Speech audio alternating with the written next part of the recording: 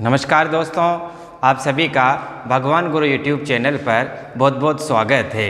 बच्चों, हम इस चैनल पर भारतीय संविधान के अंतर्गत काफ़ी सारी टॉपिकों पर बातचीत कर चुके हैं। कल आप कई सारे बच्चों ने कहा कि नहीं सर, संविधान की कक्षाएं लीजिए, संविधान की कक्षाएं लीजिए। तो कल मैंने आपसे कहा था कि हम नेक्स्ट आने वाली क्लास में भारतीय संसद के बारे में परिचय करेंगे। तो बच्चों, आज की हम इस कक्षा के अंतर्गत भारतीय संसद जो है, हमारे देश की जो व्यवस्थापिका जो है, देश की विधायिका जो है, हमारे देश का हृदय जो है, हमारे देश में कानून निर्माण की सर्वोच्च संस्था जो है, उसके बारे में अध्ययन करने जाते हैं। तो हम देखते हैं भारतीय व्यवस्थापिका के विषय में। व्यवस्थापिका, देखो ध्यान रखेंगे सबसे पहले तो कि व्यवस्थापिका किसे कहते हैं। तो बच्चों, संसद को ही क्या कहा जाता है? व्यवस्थापिका कहा जाता है। संसद को ही क्या कहा जाता है? व्यवस्थापिका कहा जाता है। आप ऐसा ध्यान रखेंगे। व्यवस्थापिका कोष्टक में मैं लिख देता हूँ संसद, ताकि आप लोगों को पता रहे कि संसद को ही क्या कहा जाता है रे? संसद को ही व्यवस्थापिका कहा जाता है। बच्चों, व्यवस्थापिका की अगर हम बातचीत करें और व्यवस्थापिका के विषय में जब मैंने सरकार को प्रारंभ किया था, तो सरकार के प्रारंभिक रूप में मैंने आप लोगों को सरकार के 3 अंग बताए थे: व्यवस्थापिका, कार्यपालिका और न्यायपालिका। तो उस जगह पर भी मैंने आपको व्यवस्थापिका के बारे में बताया था।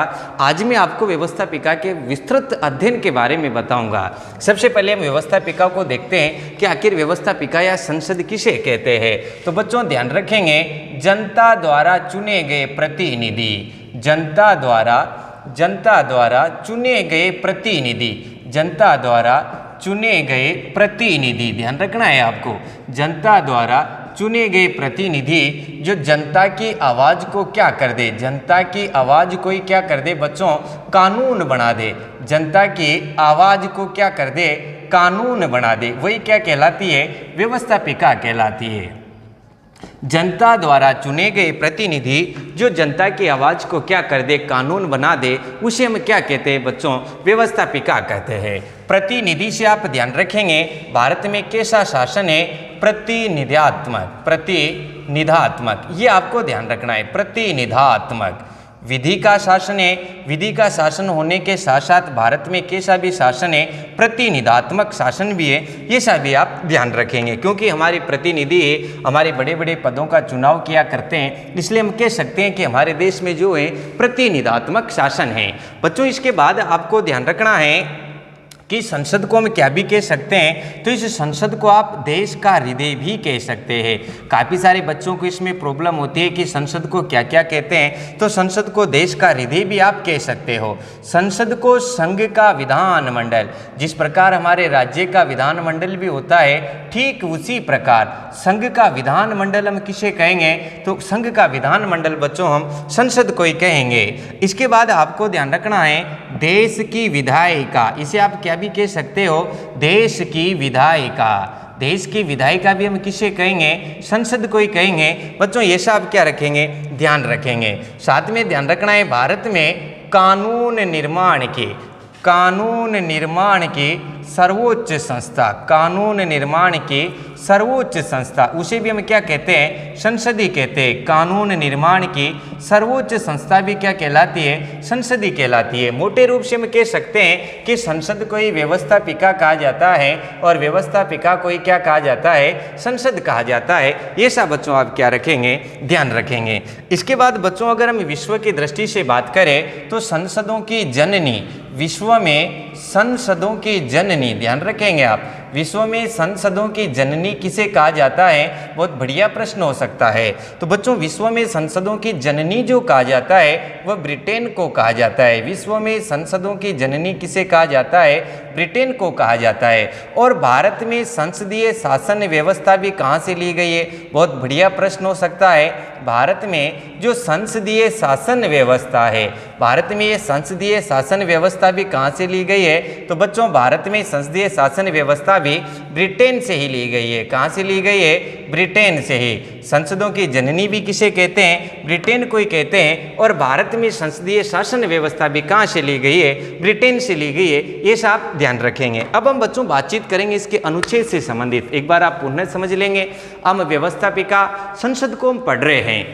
बच्चों यहाँ ध्यान रखेंगे कि जनता द्वारा चुने गए प्रतिनिधि जो जनता की आवाज़ को कानून बना दे क्या कहलाते हैं, व्यवस्थापिका कहलाती है, संसद कहलाती है। संसद को आप देश का हृदय कह सकते हैं, संघ का विधानमंडल कह सकते हैं, देश की विधायिका कह सकते हैं, कानून निर्माण की सर्वोच्च संस्था भी आप इसे बोल सकते हैं। अर्थात व्यवस्थापिका को ही संसद कहा जाता है और संसद को ही व्यवस्थापिका कहा जाता है।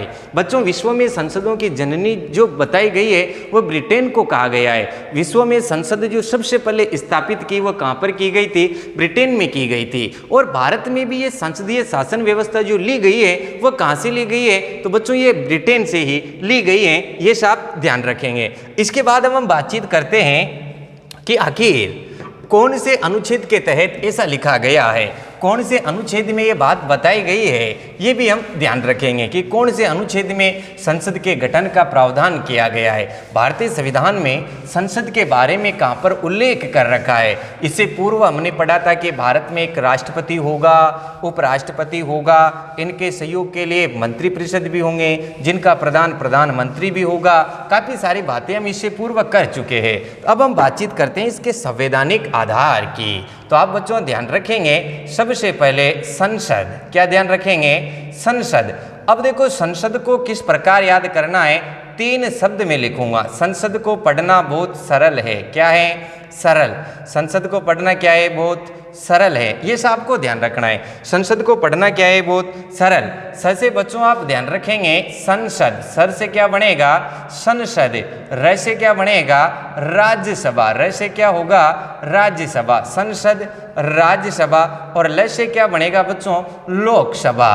तो अब आपको ध्यान रखना है कि संसद जो होती है, संसद जो है उसको हम कौन से अनुच्छेद में सेट करें। तो अनुच्छेद सीखने के लिए आप ध्यान रखेंगे संसद को पढ़ना बहुत सरल है और संसद का उल्लेख कर रखा है 79 में, राज्यसभा होगी बच्चों 80 में और यहाँ पर लोकसभा मिलेगी आपको 81 में। तो मैंने ये सरल शब्द इसलिए बताया है ताकि आप तीनों को फटाफट से याद कर ले, 79, 80, 81, 79, 80, 81। और संसद में सरल से क्या ध्यान रखेंगे कि 79 भारत में एक संसद होगी, इस बारे में उल्लेख कहां पर कर रखा है, अनुच्छेद 79 के अंदर। अनुच्छेद 79 में क्या लिख रखा है कि भारत में एक संसद होगी जो राज्यसभा, लोकसभा और राष्ट्रपति से मिलकर के बनेगी। कई सारी बातें हम करेंगे लेकिन इससे आपको कंटिन्यू याद रह जाएगा। 79, 80, 81। 79 में संसद होगी, 80 में राज्यसभा, भारतीय संविधान के आर्टिकल 80 में राज्यसभा का उल्लेख है और अनुच्छेद 81 में लोकसभा का उल्लेख है।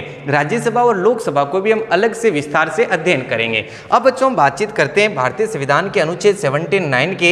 इसमें क्या लिख रखा है, अनुच्छेद 79 में लिख रखा है कि एक संसद होगी और जो 2 सदन, ध्यान रखेंगे आप, जो 2 सदन वह राष्ट्रपति से मिलकर के बनेगी, जो 2 सदन वह राष्ट्रपति से मिलकर के बनेगी, 2 सदन वह राष्ट्रपति से मिलकर बनेगी।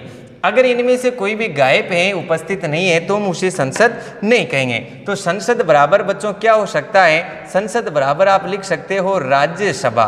संसद बराबर क्या क्या लिख सकते हो, राज्यसभा प्लस आप लिख सकते हैं लोकसभा और इसके बाद आप लिख सकते हैं राष्ट्रपति।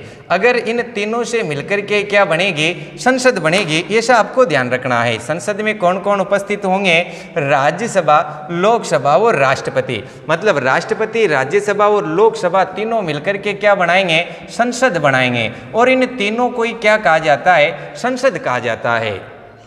अनुच्छेद 79 इसी बात का उल्लेख करती है कि राज्यसभा, लोकसभा और राष्ट्रपति मिलकर के एक क्या बनाएंगे, संसद बनाएंगे। तो ये कई बार पूछ लिया गया है कि संसद बराबर क्या होता है, राष्ट्रपति, राज्यसभा, लोकसभा। बच्चों आप ध्यान रखेंगे अनुच्छेद 79 में इस बात का उल्लेख है कि भारत में एक संसद होगी जो 2 सदन व राष्ट्रपति से मिलकर के बनेगी। बच्चों ध्यान रखेंगे राष्ट्रपति जो होगा वह संसद का सदस्य नहीं होगा, बहुत अच्छे से ध्यान रखेंगे।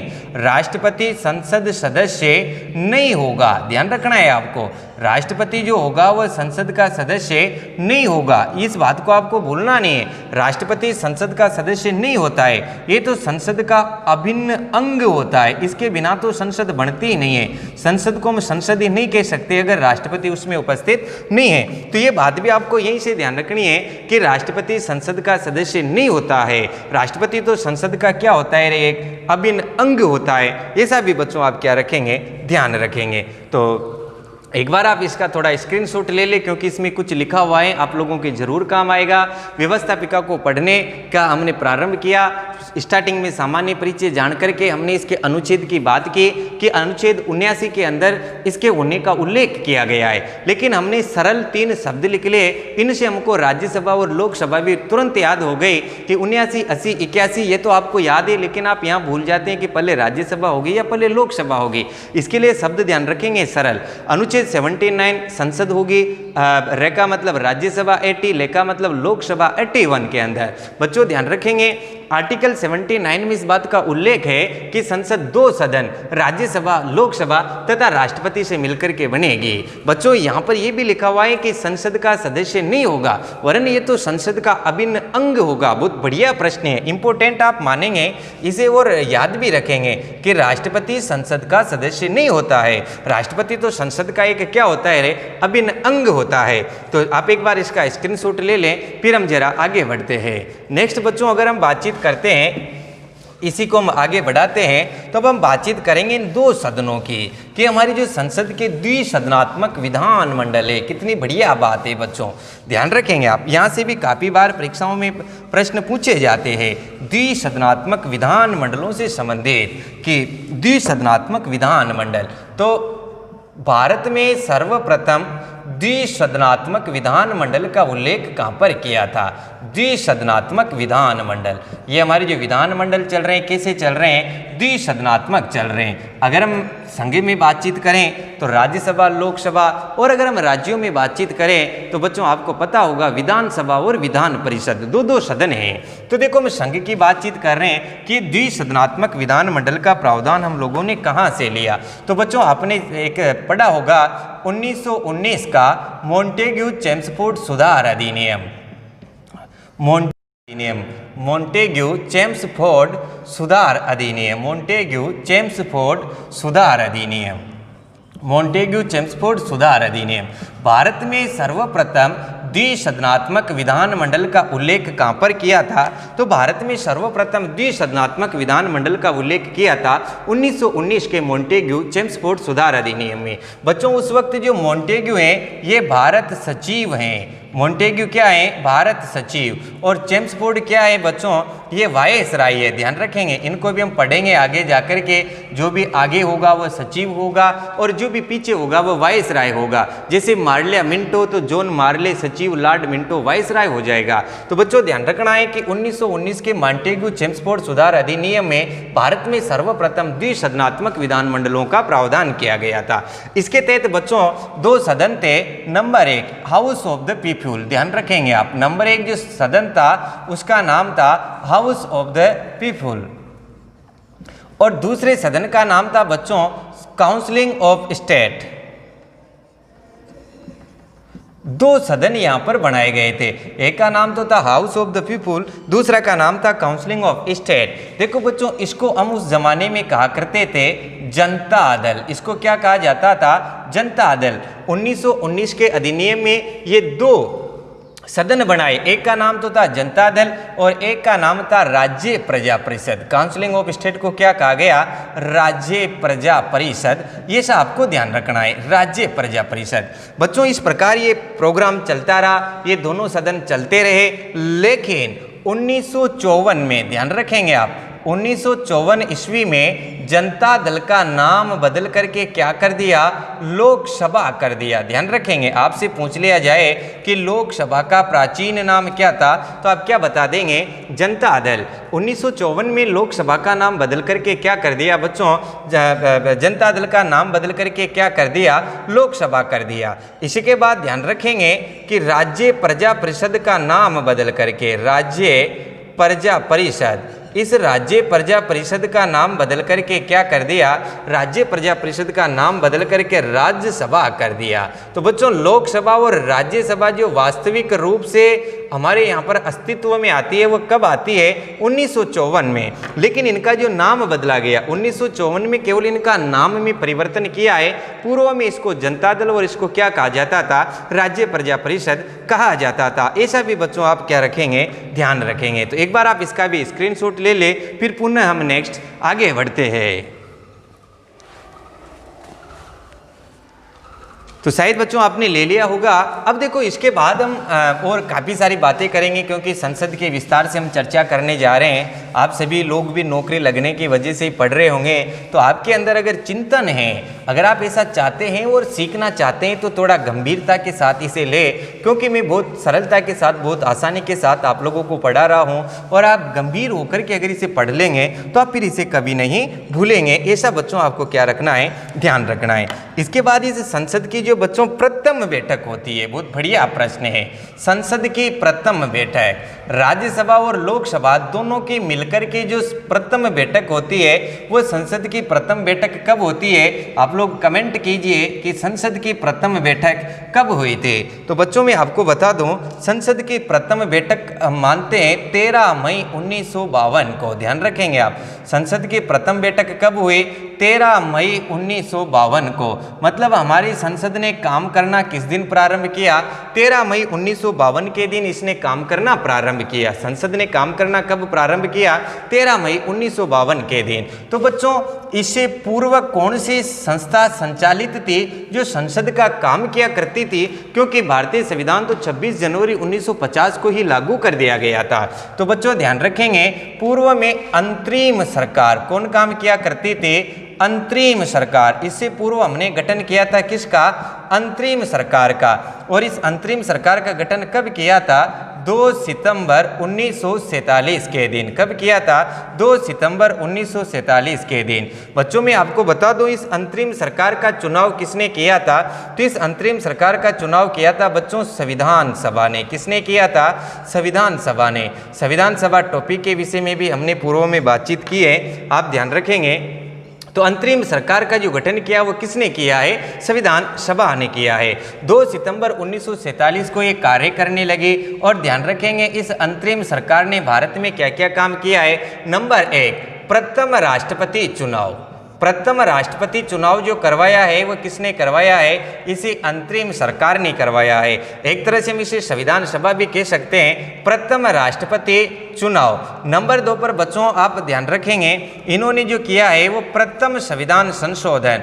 भारतीय संविधान का जो प्रथम संशोधन किया है, भारतीय संविधान में जो प्रथम संशोधन किया है, वह प्रथम संशोधन भी मैं आपको पढ़ा चुका हूँ 1951 के अंतर्गत, जिसके अंतर्गत 9वीं अनुसूची जो हमने जोड़ी थी, वो प्रथम संशोधन भी किसने किया था? इसी अंतरिम सरकार ने किया था। इसके बाद बच्चों जनप्रतिनिधि अधिनियम, ये भी आपको ध्यान रखना है। जनप्रतिनिधि अधिनियम, जनप्रतिनिधि एक्ट, जिसे हम कह सकते हैं 1950 और 1951, 2 जनप्रतिनिधि एक्ट भी हम लेकर के आए। और ये कार्य भी किसने किया था बच्चों? ये कार्य भी अंतरिम सरकार ने किया था। ये अंतरिम सरकार ने कब तक कार्य किया? इस अंतरिम सरकार ने 13 मई 1952 तक कार्य किया। और 13 मई 1952 से कौन काम करने लगी? संसद काम करने लगी, क्योंकि इस दिन क्या हो गया था? संसद की प्रथम बैठक हो गई थी। ऐसा बच्चों आप क्या रखेंगे? ध्यान रखेंगे। इसके बाद प्रथम बैठक की बात थी, एक बार आप इसका स्क्रीनशॉट ले ले, फिर हम और संसद की चर्चा को आगे बढ़ाते हैं। तो बच्चों अब संसद की बैठक के बाद हम ये देखते हैं कि संसद की वर्ष में कितनी बैठकें होना अनिवार्य है। आपसे पूछ लिया जाए कि संसद की वर्ष में कम से कम कितनी बैठकें होना अनिवार्य है, तो बच्चों ध्यान रखेंगे, संसद की वर्ष में कम से भी कम, आप सबसे पहले कमेंट कीजिए। आप लोग कमेंट नहीं करते हैं जब मैं वीडियो चलाता हूँ और पूछते हैं कि मेरा नाम लो, मेरा नाम लो, तो आप कमेंट करेंगे तब मैं आपका नाम लूंगा ना भाई। तो देखो ध्यान रखेंगे, संसद की बैठक वर्ष में सामान्यतः कम से भी कम 2 बार बैठक होना चाहिए। वर्ष में कितनी बार बैठक होना चाहिए रे बच्चों? 2 बार बैठक होना चाहिए। और ध्यान रखेंगे 2 बार जो बैठक होगी वह प्रथम बैठक की अंतिम तिथि, ध्यान रखना है आपको, प्रथम बैठक की अंतिम तिथि, प्रथम बैठक की अंतिम तिथि एवं साथ ही बच्चों अंतिम बैठक की प्रथम तिथि, प्रथम बैठक की तो अंतिम तिथि और अंतिम बैठक की प्रथम तिथि, इनके मध्य कितने का अंतर नहीं होना चाहिए? इनके मध्य बच्चों 6 माह से ज़्यादा का अंतर नहीं होना चाहिए। अब देखो कम से भी कम 6 माह में, वर्ष में तो कितनी बार होना चाहिए? 2 बार। और 6 माह में कितनी बार होना चाहिए? 1 बार तो इसकी क्या होना चाहिए? बैठक होना चाहिए। ऐसा बच्चों आप क्या रखेंगे? ध्यान रखेंगे। कि वर्ष में 2 बार इनकी बैठकें होना चाहिए। प्रथम बैठक की अंतिम तिथि एवं अंतिम बैठक की प्रथम तिथि के मध्य 6 माह से ज़्यादा का अंतर नहीं होना चाहिए। तो 6 माह में 1 बार और वर्ष में 2 बार इनकी क्या होना चाहिए, बैठक होना चाहिए। ऐसा भी बच्चों आप क्या रखेंगे, ध्यान रखेंगे। इसके बाद बच्चों हम बातचीत करते हैं संसद के सत्र की, कि वर्ष में संसद के कितने सत्र चलते हैं। ये बैठकों की बात थी। प्रश्नों को अच्छे से ध्यान रखेंगे, किस प्रकार प्रश्न पूछ रहे। सत्र, वर्ष में कितने सत्र जो चल सकते हैं। तो वर्ष में सामान्यतः 3 सत्र होते हैं। संसद के वर्ष में सामान्यतः कितने सत्र होते हैं रे बच्चों, 3 सत्र होते हैं। नंबर 1, नंबर 2 और नंबर 3, तीनों ही सत्रों को हम समझ लेते हैं। सबसे पहले जो बच्चों आपको मिलेगा वो मिलेगा बजट सत्र। सबसे पहले कौन सा सत्र चलेगा, बजट सत्र। इसके बाद आप कह सकते हो शीतकालीन सत्र। कौन सा सत्र है, शीतकालीन सत्र। और शीतकालीन सत्र के बाद बच्चों आपको जो मिलेगा वो कौन सा मिलेगा, मानसून सत्र। कौन सा सत्र, मानसून सत्र। मानसून सत्र, ये आपको ध्यान रखना है, मानसून सत्र।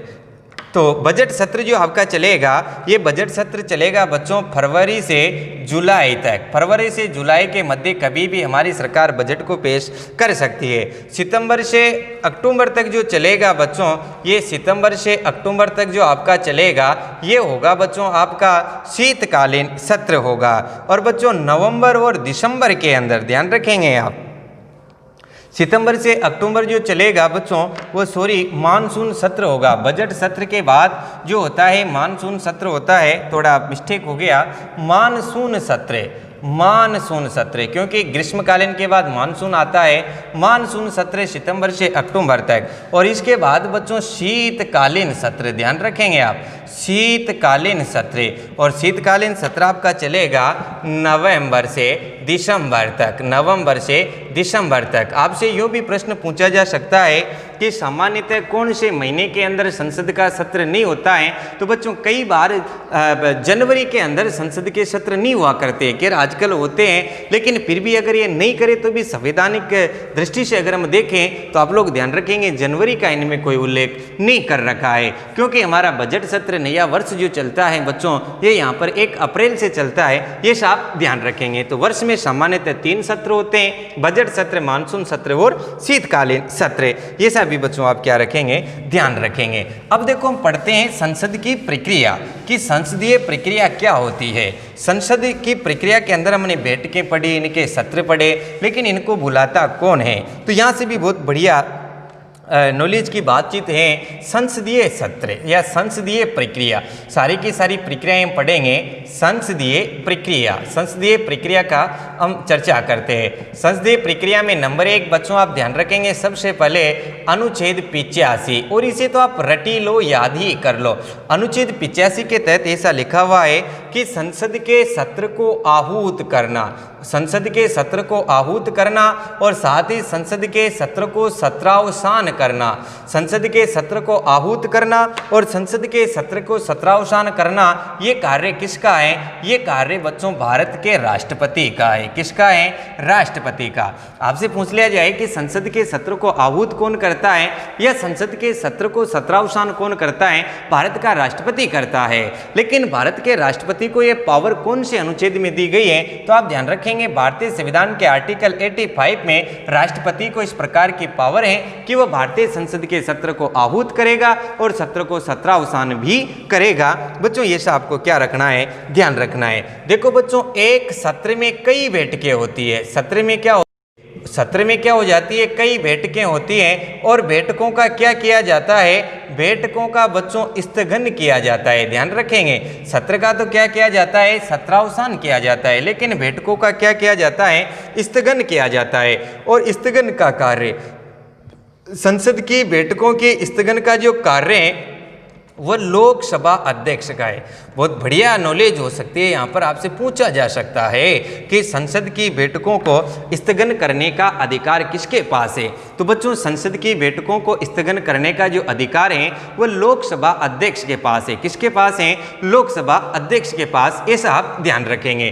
तो बच्चों संसदीय प्रक्रिया में सबसे पहले हमने पढ़ा कि संसद के सत्र को आहूत और सत्रावसान कौन कर सकता है? भारत का राष्ट्रपति कर सकता है। उसको ये पावर कौन से अनुच्छेद में दी गई है? भारतीय संविधान के आर्टिकल 85 में उसे ये पावर दी गई है। बच्चों एक सत्र में काफी सारी बैठकें हुआ करती हैं और उन बैठकों को स्थगन का मतलब होता है रोकना। अभी हम स्थगन प्रस्ताव भी पढ़ेंगे, काम रोको प्रस्ताव। स्थगन का मतलब रोकना होता है। अगर बैठक रोकनी हो, बैठक का स्थगन करना हो तो ये पावर किसके पास होती है? लोकसभा अध्यक्ष के पास होती है। ये सब आप ध्यान रखेंगे। इसके बाद बच्चों हम बातचीत करते हैं कि इस लोकसभा अध्यक्ष के बाईं ओर कौन से व्यक्ति बैठेंगे और लोकसभा अध्यक्ष के दाईं ओर कौन से व्यक्ति बैठते हैं। क्योंकि लोकसभा अध्यक्ष आ गया तो मुझे जरा ये भी याद आ गया, ये भी मैं आपको बता देता हूं। तो लोकसभा अध्यक्ष के दाईं ओर, लोकसभा अध्यक्ष के दाईं ओर और लोकसभा अध्यक्ष के बाईं ओर, दोनों ही बहुत बढ़िया प्रश्न है। तो देखो दाईं ओर जो बैठेंगे, दाईं ओर तो सत्ताधारी दल। कौन बैठेंगे? सत्ताधारी दल। और बाईं ओर कौन बैठेंगे? विपक्ष। बाईं ओर कौन बैठेगा? विपक्ष बैठेगा। ये बच्चों आपको क्या रखना है? ध्यान रखना है कि सत्ताधारी दल जो बैठेगा वो किस ओर बैठेगा? दाईं ओर। और बाईं ओर कौन बैठेगा? विपक्ष बैठेगा। इसे आप हनुमान जी की आरती से भी याद कर सकते हैं कि बाएं भुजा दाई भुजा संत जन तारे, बाई भुजा असुर। असुर विपक्ष वाले असुरों का ही काम करते हैं क्योंकि इन्हें रोका जाता है तो बाईं ओर बिठाए जाते हैं और सत्ताधारी दल जो बिठाए जाते हैं वो दाईं ओर बिठाए जाते हैं। ऐसा आप ध्यान रखेंगे। इसके बाद नेक्स्ट जो संसदीय प्रक्रिया में हम पढ़ रहे हैं, संसद का जो प्रथम घंटा होता है बच्चों, संसद प्रारंभ होते ही संसद का जो प्रथम घंटा होता है उसे हम बोलते हैं प्रश्नकाल। आपसे पूछ लिया जाए कि संसद का प्रथम घंटा क्या कहलाता है, तो संसद का प्रथम घंटा बच्चों प्रश्नकाल कहलाता है। संसद का प्रथम घंटा, संसद का प्रथम घंटा क्या कहलाता है? प्रश्नकाल। और देखो ये समय की अगर हम बातचीत करें तो ये 11 से और 12 बजे के बीच होता है। प्रश्नकाल कब होता है? 11 से 12 बजे के बीच होता है। बच्चों इसमें सांसद मंत्रियों से 3 प्रकार के प्रश्न पूछते हैं। सांसद इसमें क्या करते हैं? मंत्रियों से प्रश्न पूछते हैं। मंत्रियों से कितने प्रकार के? 3 प्रकार के प्रश्न पूछते हैं। ध्यान रखेंगे आप, इसमें सांसद मंत्रियों से 3 प्रकार के प्रश्न पूछते हैं। कितने प्रकार के? 3 प्रकार के प्रश्न पूछते हैं। नंबर 1 बच्चों आप ध्यान रखेंगे तारांकित प्रश्न। सांसद मंत्रियों से प्रश्न पूछेंगे, पहला पूछेंगे तारांकित प्रश्न। नंबर 2 पे बच्चों अतारांकित प्रश्न। ध्यान रखेंगे तारांकित प्रश्न, इसके बाद अतारांकित प्रश्न और इसके बाद बच्चों आपको ध्यान रखना है अल्प सूचना प्रश्न। बहुत बढ़िया है, अल्प सूचना प्रश्न। अल्प सूचना प्रश्न, ये 3 बातें आपको ध्यान रखनी है कि संसद के प्रथम जो घंटा होता है, संसद का प्रथम घंटा प्रश्नकाल कहलाता है और प्रश्नकाल में सांसद मंत्रियों से 3 प्रकार के प्रश्न पूछते हैं। एक तो तारांकित प्रश्न, एक अतारांकित प्रश्न और एक अल्प सूचना प्रश्न। बच्चों तारांकित प्रश्नों का जवाब मंत्री मौखिक दिया करते हैं। ध्यान रखेंगे आप, तारांकित प्रश्नों का जवाब मंत्री कैसे देंगे? मौखिक। सांसदों के द्वारा पूछे गए वो प्रश्न जिनका उत्तर मंत्री मौखिक देते हैं कौन से कहलाते हैं? तारांकित कहलाते हैं। और जिनका जवाब लिखित रूप से दिया जाएगा, ध्यान रखेंगे, जिनका जवाब लिखित रूप से दिया जाएगा वो क्या कहलाएंगे बच्चों? अतारांकित प्रश्न कहलाएंगे। और अल्प सूचना प्रश्नों की अगर हम बातचीत करें तो 10 दिन पूर्व सूचना दे करके, ध्यान रखेंगे आप, पूर्व सूचना दे करके, ये बिना सूचना के नहीं पूछ सकते आप, पूर्व सूचना देकर अति महत्वपूर्ण विषयों पर ही पूछा जा सकता है। अति महत्वपूर्ण विषयों पर, अति महत्वपूर्ण विषयों पर आपसे पूछ लिया जाए कि पूर्व सूचना देकर के अति महत्वपूर्ण विषयों पर प्रश्न कब पूछे जाते हैं, तो बच्चों उनको हम अल्प सूचना प्रश्न कहते हैं। ध्यान रखेंगे आप, प्रश्नकाल 11 से 12 बजे का समय है। सांसद मंत्रियों से 3 प्रकार के प्रश्न पूछेंगे। ये संसद का प्रथम घंटा होता है। तारांकित प्रश्नों का जवाब मंत्री मौखिक रूप से देंगे, तारांकित प्रश्नों का जवाब लिखित रूप से देंगे और अल्प सूचना प्रश्न पूर्व में सूचना देकर के ही पूछे जाएंगे। ये थी बात बच्चों किसके, प्रश्नकाल के। अब इसके बाद बच्चों पढ़ते हैं शून्यकाल। ध्यान रखेंगे आप, शून्यकाल, यहाँ से भी बहुत अच्छे अच्छे प्रश्न पूछे जाते हैं।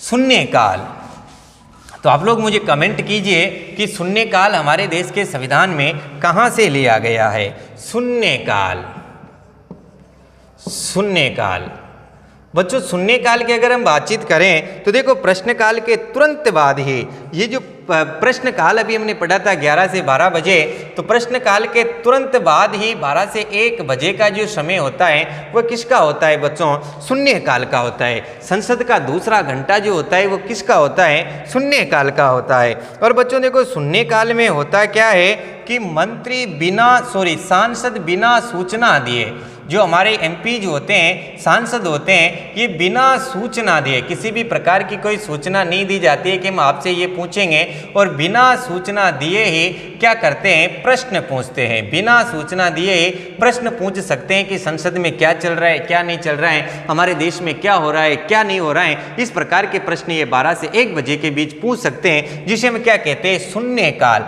शून्यकाल की बहुत बढ़िया अगर मैं आपको बात बता दूं तो बच्चों 1961 में, ध्यान रखेंगे आप, 1961 में लोकसभा अध्यक्ष थे हमारे एक, 1961 में लोकसभा अध्यक्ष जिनका नाम था रवि राय, लोकसभा अध्यक्ष जिनका नाम क्या था बच्चों, ध्यान रखेंगे, रवि राय। और इन रवि राय के द्वारा ये शून्यकाल क्या किया गया था, चालू किया गया था। 1961 से लगातार ये शून्यकाल हमारे संसद में चल रहा है बच्चों, ध्यान रखेंगे। और शून्यकाल कहीं से नहीं लिया गया, ध्यान रखेंगे आप, ये संविधान के क्षेत्र में भारत के मौलिक देन है। परीक्षा में प्रश्न आ रखा है कि निम्न में से कौन संविधान के क्षेत्र में भारत के मौलिक देन है, तो बच्चों ये शून्यकाल संविधान के क्षेत्र में भारत के मौलिक देन है। ये सब भी आप क्या रखेंगे, ध्यान रखेंगे। तो ये था बच्चों आपका शून्यकाल। अब हम नेक्स्ट और आगे बढ़ते हैं कि कोई भी व्यक्ति अगर शून्यकाल से संतुष्ट नहीं होता है, शून्यकाल में जो प्रश्न पूछे गए अगर और मंत्रियों ने जो जवाब दिए उनसे अगर प्रश्न संतुष्ट नहीं होता है, मंत्रियों के जवाब से अगर सांसद संतुष्ट नहीं होता है, तो वह क्या कर सकता है, आप मुझे बताइए। फिर वह किस प्रकार उनको पूछ सकता है। तो इसके लिए बच्चों हमने दे रखी है आधे घंटे की चर्चा। बहुत मशहूर है आधे घंटे की चर्चा, संसद में जानी जाती है आधे घंटे की चर्चा। तो ये आधे घंटे की चर्चा किसे कहा जाता है, संसद का इसके साथ क्या संबंध है। तो बच्चों ध्यान रखेंगे, शून्यकाल से संतुष्ट नहीं होने पर, शून्यकाल में जो आपने प्रश्न किए, शून्यकाल से संतुष्ट नहीं होने पर, शून्यकाल से संतुष्ट नहीं होने पर आप क्या कर सकते हैं, आधे घंटे की चर्चा की मांग कर सकते हैं। शून्यकाल से अगर आप संतुष्ट नहीं हैं तो आप संसद में क्या कर सकते हैं, आधे घंटे की चर्चा की मांग कर सकते हैं। बच्चों इसके लिए सोमवार, ध्यान रखेंगे आप, सोमवार, फिर बच्चों बुधवार, और इसके बाद ध्यान रखना है शुक्रवार। केवल आधे घंटे की चर्चा या तो सोमवार को हो सकती है, या बुधवार को हो सकती है, या शुक्रवार को हो सकती है, और वो भी कितने बजे, शाम 5:30 बजे। ये भी बच्चों आपको ध्यान रखना है। आधे घंटे की चर्चा का जो समय दिया गया है शाम को 5:30 बजे, सोमवार के दिन, बुधवार के दिन, शुक्रवार के दिन। और शून्यकाल से संतुष्ट नहीं होने पर सांसद किसकी मांग कर सकता है, आधे घंटे की चर्चा की मांग कर सकता है। इस आधे घंटे की चर्चा में जो उन्होंने शून्यकाल में प्रश्न पूछा था उसके जवाब यहाँ संतोषजनक रूप से दिए जाएंगे बच्चों। इसके बाद बच्चों ध्यान रखेंगे आप, संसदीय प्रक्रिया में आगे बढ़ रहे हैं। आधे घंटे की चर्चा के बाद मैं आपसे कहता हूँ स्थगन प्रस्ताव के बारे में। स्थगन प्रस्ताव, ध्यान रखेंगे, संसद में काफी बार स्थगन प्रस्ताव भी लाया जाता है। स्थगन प्रस्ताव, स्थगन प्रस्ताव बच्चों, इस स्थगन प्रस्ताव को काम रोको प्रस्ताव भी कहा जाता है। ध्यान रखेंगे आप, स्थगन प्रस्ताव को क्या भी कहा जाता है, काम रोको प्रस्ताव, बहुत बढ़िया नॉलेज है, काम रोको प्रस्ताव। अभी अभी मैंने आपको बताया था कि बैठकों का स्थगन हो जाता है, ठीक उसी प्रकार अगर कोई काम कर रहे हैं उसको भी रोक दिया जाता है, लेकिन उस काम को रोकने के लिए क्या करना होगा, स्थगन प्रस्ताव लाना होगा। इसका शाब्दिक अर्थ होता है काम को रोकना बच्चों। और ध्यान रखेंगे 50 सदस्य प्रस्तावक, 50 प्रस्तावक स्थगन लाने के लिए, स्थगन प्रस्ताव के लिए 50 प्रस्तावक सदस्य होना अनिवार्य होता है। ध्यान रखेंगे 50 प्रस्तावक सदस्य अनिवार्य, 50 प्रस्तावक होंगे तभी किसी भी कार्य को संसद में रुकवाया जा सकता है। ये 50 सदस्य मिलकर के क्या करेंगे, स्थगन प्रस्ताव लेकर के आएंगे और उस काम को क्या करवा देंगे, रुकवा देंगे बच्चों। तो स्थगन प्रस्ताव के लिए कितने प्रस्तावों की आवश्यक है, 50 प्रस्तावक हमारे लिए अनिवार्य है। इस आप क्या रखेंगे, ध्यान रखेंगे। इसके बाद बच्चों हम लाते हैं ध्यान आकर्षण प्रस्ताव। कौन सा प्रस्ताव, ध्यान आकर्षण प्रस्ताव। ध्यान रखेंगे, बहुत बढ़िया बढ़िया बात आप यहाँ पर कर रहे हैं, ध्यान आकर्षण प्रस्ताव। आजकल इस प्रकार के प्रश्न पूछे जाने लगे, ध्यान आकर्षण प्रस्ताव। देखो ध्यानाकर्षण जो प्रस्ताव लाया जाता है वो क्यों लाया जाता है, तो देखो किसी भी विशेष इंपोर्टेंट प्रश्न के लिए महत्वपूर्ण विषयों पर मंत्रियों का ध्यान आकर्षित करने के लिए, महत्वपूर्ण विषयों पर मंत्रियों का ध्यान आकर्षित करने के लिए, मंत्रियों का ध्यान आकर्षित करने के लिए, मंत्रियों का ध्यान आकर्षित करने के लिए ये लाया जाता है। ये आप ध्यान रखेंगे, काफ़ी बार इस प्रश्न को पूछ ले कि मंत्रियों का ध्यान आकर्षित करने के लिए कौन सा प्रस्ताव लाया जाता है, और आप बता उसमें ऑप्शन में आ जाए ध्यानाकर्षण प्रस्ताव। जो बच्चे कभी नहीं पढ़े कि ध्यानाकर्षण प्रस्ताव है वो इसे नहीं लगाएंगे, क्योंकि वो सोचेंगे कि कुछ और होगा, लेकिन कभी कभार नाम से भी हो जाता है। तो ध्यान आकर्षित करने के लिए कौन सा प्रस्ताव लाया जाता है, ध्यानाकर्षण प्रस्ताव। ध्यान रखेंगे बच्चों, एक दिन में केवल 5 ही ध्यानाकर्षण प्रस्ताव लाए जा सकते हैं। एक दिन में कितने ध्यानाकर्षण प्रस्ताव लाए जा सकते हैं, तो एक दिन में 5 ही ध्यानाकर्षण प्रस्ताव लाए जा सकते हैं। ये सब क्या रखेंगे, ध्यान रखेंगे। इसके बाद बच्चों हम बातचीत कर रहे हैं, प्रस्ताव जो लाया जाता है बच्चों वह सरकार की आलोचना करने के लिए लाया जाता है, ध्यान रखेंगे आप। और विश्वास प्रस्ताव जो लाया जाता है वह स्वयं सरकार के द्वारा लाया जाता है। तो हम 2 और प्रस्ताव यहाँ पर पढ़ लेते हैं। एक तो ये है निंदा प्रस्ताव, एक तरफ तो हम लिखते हैं निंदा प्रस्ताव, आप लोगों ने इनके नाम तो सुन रखे होंगे ना, निंदा प्रस्ताव। और एक है बच्चों अविश्वास प्रस्ताव, निंदा प्रस्ताव, और दूसरा है अविश्वास प्रस्ताव। 2 प्रस्ताव हम पढ़ने वाले। निंदा प्रस्ताव को पढ़े तो सबसे पहले बच्चों ध्यान रखेंगे कि निंदा प्रस्ताव सांसदों के द्वारा, किसके द्वारा, सांसदों के द्वारा, मतलब पक्ष के द्वारा ही, सांसदों के द्वारा ही लाया जाएगा। ये अपने पक्ष वाले व्यक्तियों के द्वारा ही लाया जाएगा। लेकिन बच्चों अविश्वास जो प्रस्ताव होगा ये आप ध्यान रखेंगे, अविश्वास प्रस्ताव हमेशा विपक्ष के द्वारा लाया जाएगा। किसके द्वारा लाया जाएगा, विपक्ष के द्वारा लाया जाएगा। बच्चों निंदा प्रस्ताव में सरकार की आलोचना का कारण बताना होगा, आलोचना का कारण। ध्यान रखेंगे कि आप निंदा क्यों करना चाह रहे हैं सरकार की, तो आलोचना का कारण बताना होगा। निंदा प्रस्ताव में सरकार के आलोचना का कारण बताना होगा। जबकि अविश्वास प्रस्ताव में बच्चों ध्यान रखेंगे आलोचना का कारण नहीं बताना होगा, आलोचना का कारण नहीं बताना होगा, आलोचना का कारण नहीं बताना होगा। ये भी बच्चों आप ध्यान रखेंगे, काफ़ी बार इनमें भी अंतर पूछ लिया जाता है। और बच्चों ध्यान रखेंगे प्रस्तावक, अगर आप निंदा प्रस्तावक ला रहे हो तो भी 50 सदस्य आपके पास होना चाहिए, और आप अविश्वास प्रस्ताव ला रहे हो तो भी 50 सदस्य आपके पास होना चाहिए। बच्चों निंदा प्रस्ताव अगर आ जाता है तो सरकार जो होती है वो भंग नहीं होती है। ध्यान रखेंगे आप, निंदा प्रस्ताव में सरकार भंग नहीं होती है, क्योंकि केवल ये बस सरकार की आलोचना करने के लिए लाया जाता है। लेकिन अविश्वास प्रस्ताव अगर आ जाता है बच्चों तो ध्यान रखेंगे अविश्वास प्रस्ताव में सरकार भंग हो जाती है। ये बहुत बढ़िया बात है, अविश्वास प्रस्ताव में क्या हो जाती है, सरकार भंग हो जाती है। तो निंदा प्रस्ताव सांसदों के द्वारा पक्ष के द्वारा ही लाया जा सकता है अगर असंतुष्ट हो तो। इसके अलावा ध्यान रखेंगे कि अविश्वास प्रस्ताव विपक्ष के द्वारा ही लाया जाएगा। आलोचना का कारण यहाँ पर बताना होता है, जबकि अविश्वास प्रस्ताव में आलोचना का कारण नहीं बताना होता है। बच्चों ध्यान रखेंगे दोनों के लिए 50-50 प्रस्तावक होना अनिवार्य है। और निंदा प्रस्ताव अगर आ जाता है तो सरकार भंग नहीं होती है, लेकिन अविश्वास प्रस्ताव आ जाता है तो सरकार क्या हो जाती है, भंग हो जाती है। बच्चों इसके बाद ध्यान रखेंगे आप, विश्वास प्रस्ताव स्वयं सरकार लेकर के आती है। विश्वास प्रस्ताव कौन लेकर के आती है, स्वयं सरकार लेकर के आती है, ये सब ध्यान रखेंगे। इसके बाद बच्चों हम बातचीत करते हैं संसद जो हमारी चलती है 5 वर्ष तक। ध्यान रखेंगे संसद का जो कार्यकाल है वह सामान्यतः 5 वर्ष होता है। जब हम राज्यसभा लोकसभा पढ़ेंगे तब इनकी विस्तार से चर्चा करेंगे। लेकिन संसद का जो अंतिम सत्र होता है बच्चों, संसद का अंतिम सत्र उसे हम क्या बोलते हैं, बहुत बढ़िया यहाँ पर आपकी बात हो सकती है, लेम डक सत्र, लेक डक सत्र, क्या बोलते हैं, लेक डक सत्र, लेक डक सत्र।